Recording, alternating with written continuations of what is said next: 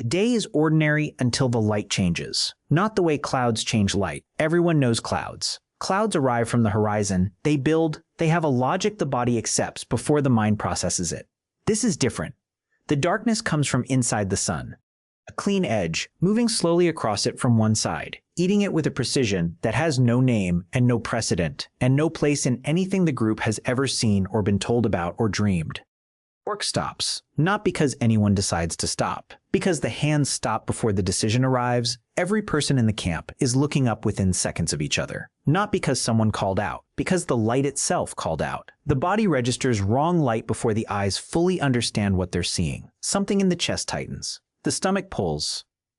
The skin reads the drop in temperature that comes with the dimming and sends a signal upward that arrives in the brain as danger before danger has even been identified. The birds feel it too. The ones moving through the trees begin pulling back toward branches. The insects change their sound. The whole living world around the camp is running the same alarm at the same moment, and the humans inside it are not separate from that alarm. They are part of it. Animal first, everything else second. The sounds that come from people in those first minutes are not words. They are older than words. The exhale that becomes a cry. The sharp intake of breath that doesn't fully release. The low sound that means something is wrong without specifying what. These are the sounds the body makes when the mind has no category for what it's receiving, when the filing system built from every prior experience hits something it cannot file and simply opens and releases sound instead. Some go still, completely still. The stillness of an animal that has identified a threat it doesn't understand and chosen invisibility as the first response. Others move toward each other, not running, not fleeing, just closing the distance between bodies, because the body in crisis seeks proximity to other bodies the way it seeks warmth. The group contracts without anyone organizing it. Fear is doing the organizing. The darkness deepens. The shadow moves with a geometry that is impossible to ignore. It has direction, it has shape, it has consistency. It is not chaos. It is something. And the part of the human mind that survived this long by finding patterns in the world grabs onto that fact before anything else. It has a shape. It moves in a direction. It is not random. That observation doesn't remove the fear, but it changes it slightly, bends it from pure animal panic towards something that has a fraction of watching inside it. The group is afraid and watching at the same time. Both completely. The temperature keeps dropping. In the middle of an afternoon that was warm an hour ago, the air is now doing what it does at dusk. The skin knows this feeling. It is the feeling of the day ending. But the day is not ending. The sun is simply gone, and the world doesn't know what to do with that any more than the people standing inside it do. When the light begins to return, when the edge that consumed the sun starts pulling back and the warmth follows it, slowly, degree by degree, something moves through the group that releases all at once. Not relief exactly. Something bigger than relief and less clean.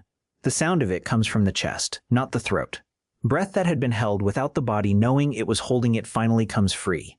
Shoulders drop. Someone makes a sound that is almost laughter and is received by everyone around them as completely understandable. The sun comes back. The birds move again. The insects return to their frequency. The world reassembles itself around its center, and the center holds. That night the fire is larger than usual. Nobody discussed making it larger. It simply grew, fed by hands that needed to feed it, in a camp that needed more light than normal after a day that took the light away without asking.